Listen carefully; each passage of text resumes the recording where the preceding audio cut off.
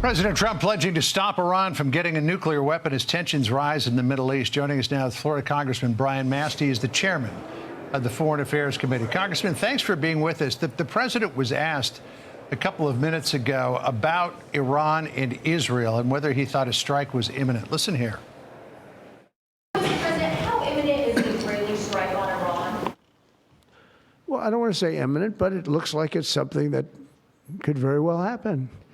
Look, it's very simple, not complicated. Iran cannot have a nuclear weapon. Other than that, I want them to be successful. I want them to be tremendous. We'll help them be successful. We'll trade with them. We'll do whatever is necessary. So we have seen that the United States has ordered the withdrawal of certain embassy staff from embassies in the Middle East, drawing down the military personnel's dependence as well. Do you believe that a strike by Israel against Iran is, if not imminent, at least in the days ahead? You don't want to use the word imminent because when you reference President Trump will always be clear. We do not have permanent enemies. It is never too late. There's never a point where the adversary, the enemy of Iran, can't turn back. But he will also be very clear. Iran is not just a threat. They are a demonstrated actor that will attack America, will attack Americans, and will attack all of our allies. And if they had a nuclear weapon, we believe that it's credible that they would use that to attack all of those things as well. So they will not have it. So President Trump had urged Benjamin Netanyahu not to launch any kind of an attack against Iran as negotiations were underway. Listen to this question and answer from our Peter Doocy to the president a short time ago. Are you trying to talk Netanyahu out of doing that, or are you so against Iran having a nuclear weapon that you're okay if he does his thing because it is not an American war? As long as I think there is an agreement, I don't want them going in because I think that would blow it. Might help it, actually, but it also could blow it. I say this, Peter, very strongly. They can't have, whether it's going in or not going in, they can't have a nuclear weapon. So the president still seems to be urging Netanyahu to hold off. Maybe there's a chance for negotiations. So it leads you to wonder, is the posturing that we're seeing right now, or at least the posture that we're taking right now, I don't want to say posturing, could that just be a message to the Ayatollah that it's going to hit the fan if you don't get some sense and come to the table on this?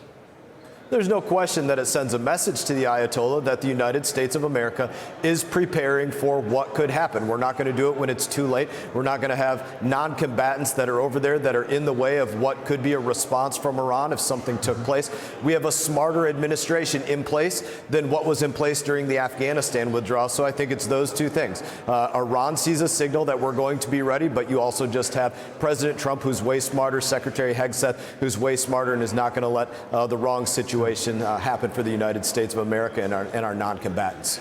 So there's a couple of other pieces to this, and one is that all of these nuclear facilities are buried deep underground, but in the war in both Gaza and in Lebanon, Israel has learned a lot about hitting targets that are underground. So could they be effective?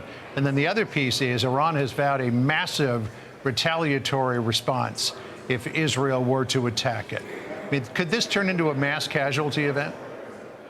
That's what the president wants to avoid through diplomacy, and he's still saying diplomacy is on the table. Let that take place. Although direct action is on the table as well. We don't want to get to that point, but it is on the table.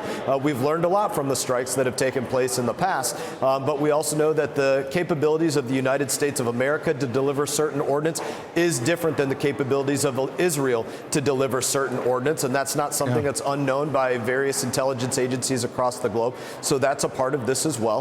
And when you look at the situation as a whole, again, you realize that President Trump, he's going to get this done one way or another. He's made that commitment. He made it again today. It's going to happen one way or another. The ball's in the court of Iran to decide which way that takes place. Real quick, because I know that this one is very near and dear to your heart. That's the rescission bill. Have you spoken on the floor about it yet? And is this going to go through? Because Democrats are vowing to kill it. Yep, I spoke about it just a few minutes ago. Here's the fundamental question about what Democrats want to kill.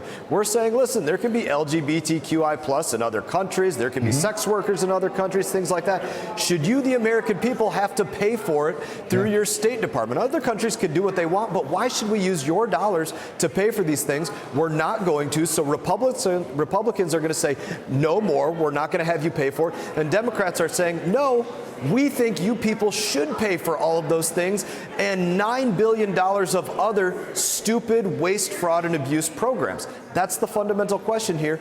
We're not going to have you pay for them. We'll keep watching the debate. Congressman, always good to catch up with you. Thank you so much. Appreciate it. Take care. All right. Sandra?